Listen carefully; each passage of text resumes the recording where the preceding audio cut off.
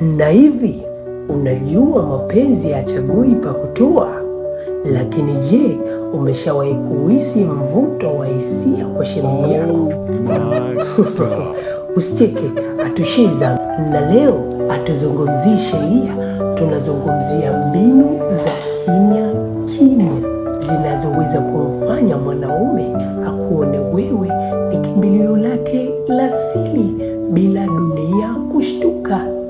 Mbinu ya kwanza, uwe mwanamke wa kitofauti. Kama rafiki yako ana makelele, wewe uwe tulizo lake. Na ikiwa mazingira yao yamejawa na malalamiko, wewe kuwa sifa na faraja. Na mwanaume anataka kile anachokosa nyumbani. Jifunze kupitia mapengo yao na uyajaze bila kusema neno lolote. Na pili, lugha ya mwili na macho. Tumia nguvu ya macho. Angalia kwa sekunde 2 zaidi ya kawaida, alafu kisha utabasamu.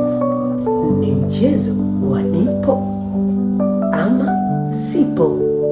Mfanye ajisikie kwamba kuna siri kubwa kati yenu. Mawasiliano ya siri huanza na ishara ndogo ndogo ambazo yeye pekee ndiye anayeziona. Na la mwisho, tengeneza mazingira ya kuwepo peke yenu kimakosa. Omba msaada mdogo ambao yeye pekee ndiye anaweza kuutoa kwa dakika hiyo.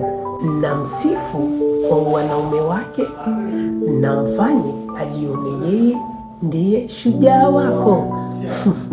Inafurahisha.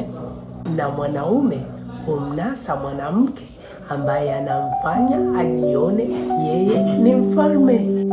Na kumbuka, mapenzi ya siri yana ladha yake, na ukiweza kucheza na akili yake, moyo wake utakuwa mikononi mwako.